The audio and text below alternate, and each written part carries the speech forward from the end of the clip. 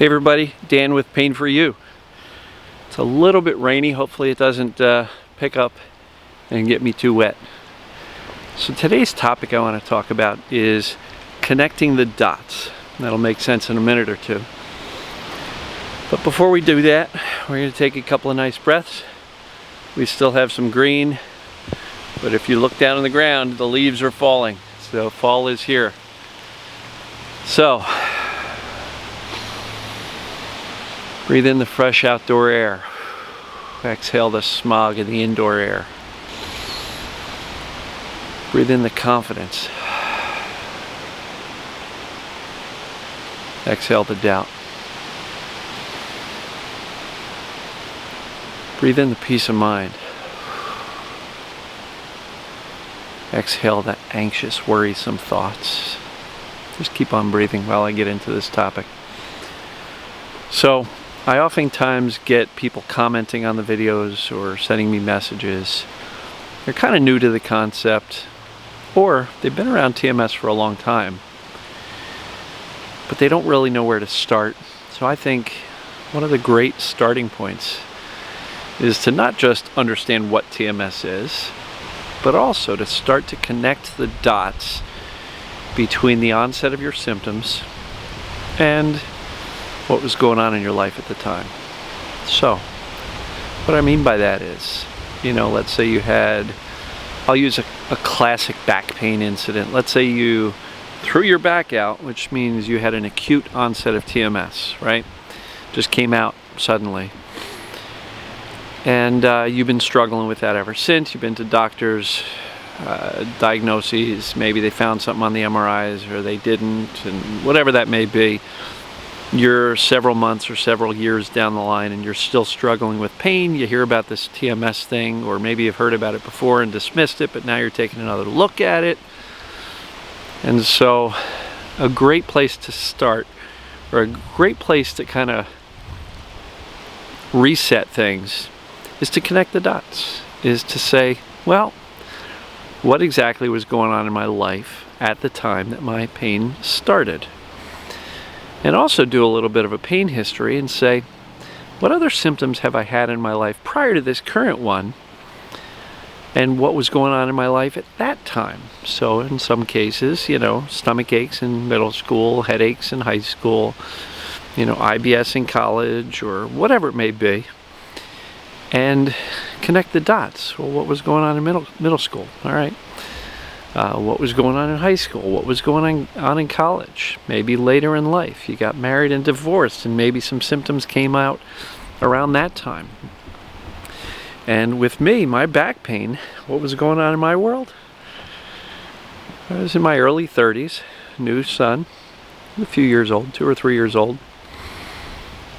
Stressful job, long commute. Money wasn't great. A little bit of tight money problems, spending more than we earned. Did not own a house, so we were renting, so there was a fear of that. Thinking about another child and all of the stress of that. And, a good part of me was saying, how did I get here? Is this what I signed up for? Is this what I wanted my life to be? And so I had all the normal stresses. I had a marriage that was good, but had periodic stressors and signs of trouble. So just in my case, nothing horribly traumatic. I didn't have anything major dramatic happen, but just the accumulation of all the stressors. And when you combine that with the fact that my self-esteem and my self-image was more along the lines of, I'm a nice, cool, easygoing guy. I don't get rattled too much. And so what do you think happened when I was encountering anger and even rage at my life situation, which again was not awful, but it was just stressful. But I would have a little bit of a tiff with my wife at the time, or I'd get into money problems. And of course I was a cool, easygoing guy. Nothing ever bothered me, so anger, that doesn't belong here. Combine that with the fact that my dad was a pretty angry guy. When he had a temper, he blew up, and I never wanted to be like him. So for me, that was kind of what was going on at the time. Now, several years later, different job, we bought a house, we were not going to have a second child, and life changed. But just because our life situation changed, and many of those stressors changed, I still had pain, right? Which means you don't have to get rid of your, you don't have to change your life to get better, because in my case, my life changed a bit. I still didn't get better. So connecting the dots is just really important. A lot of people say, oh my God, TMS, I have to immediately jump into this emotional discovery. If you remember yesterday's video, where I posed the question, is deep, deep emotional work necessary to get better? The answer is, I don't know, maybe not. Depends, right? And so if you didn't see that, go back and watch that video where I really touch on that topic in depth. But here I just want to really say a great starting point. If you're in doubt whether or not TMS applies, before you dive deep into emotional work and, try to uncover every bad emotional experience of your life in the hope that you'll find the right one and get better, like I said yesterday, it's not just about the emotions. But a really useful step is to connect the dots, is to really just say what was going on at the time.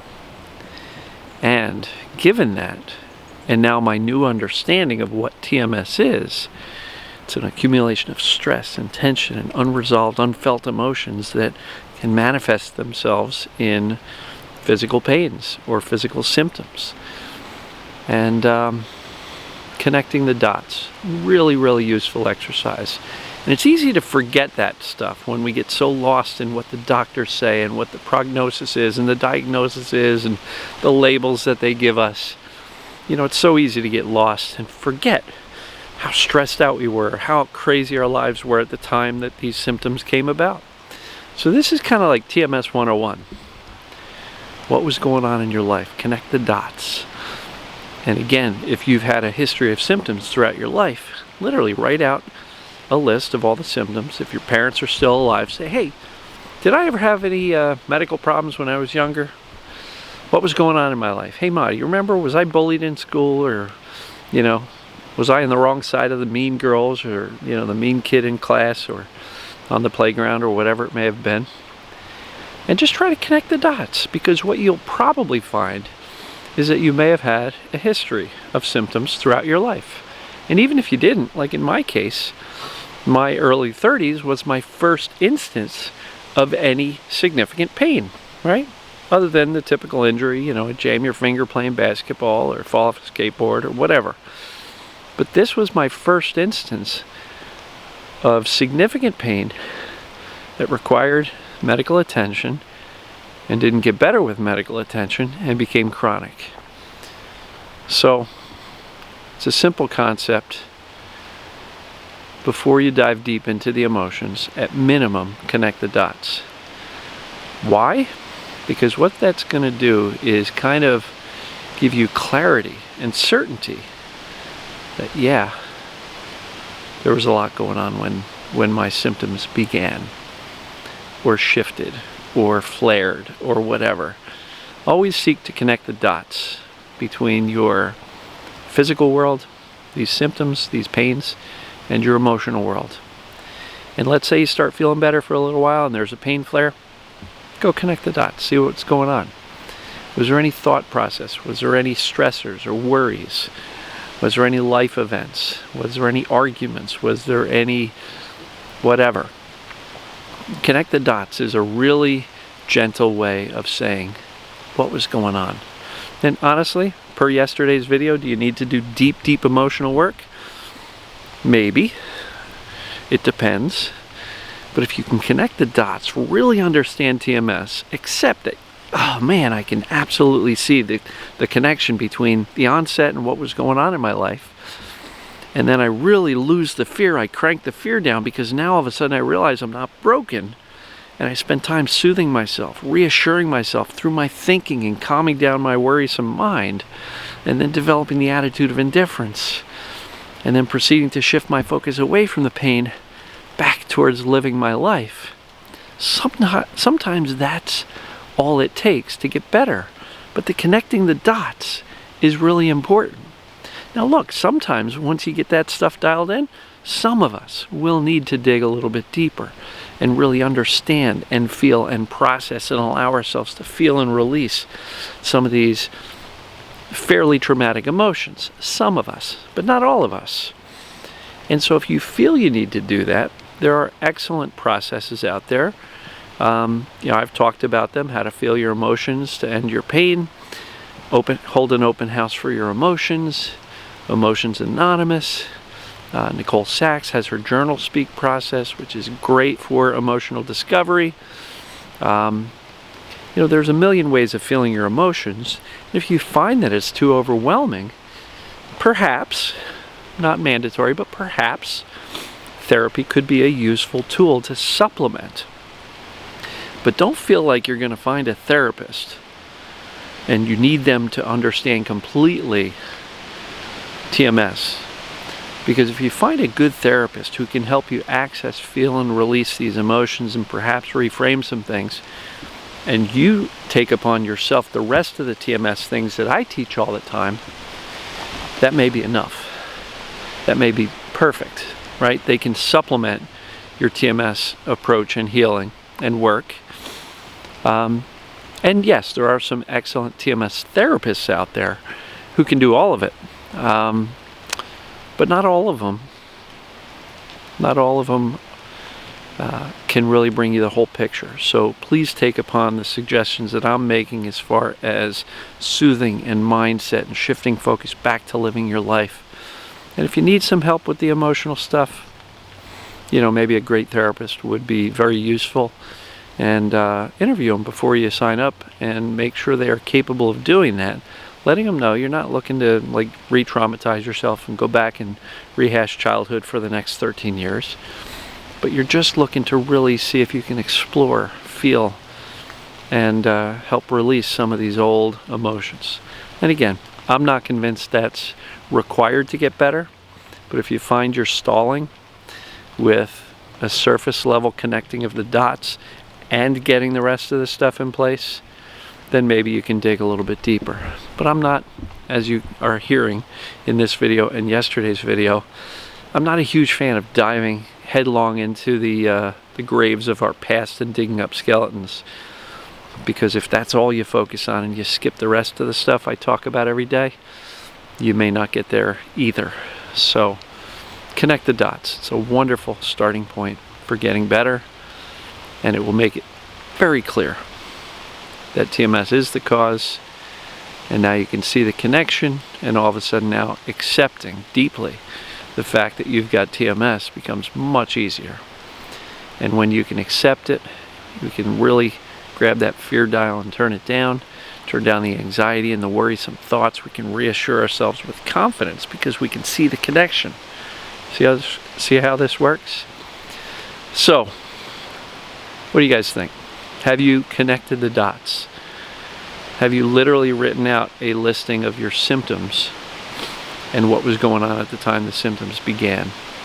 And look, if you've got symptom imperatives and one pain leaves and another one shows up, or the original one stays and a second one, see if there's anything you can connect.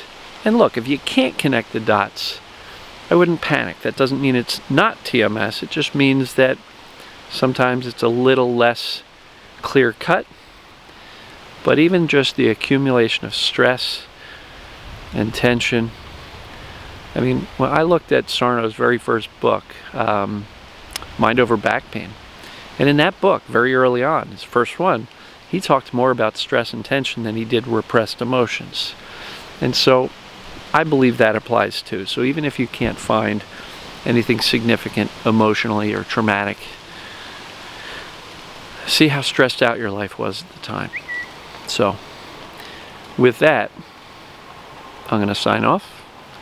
Hope you guys have a wonderful day. Happy Tuesday, and we will see you tomorrow. Love you guys and gals. Bye.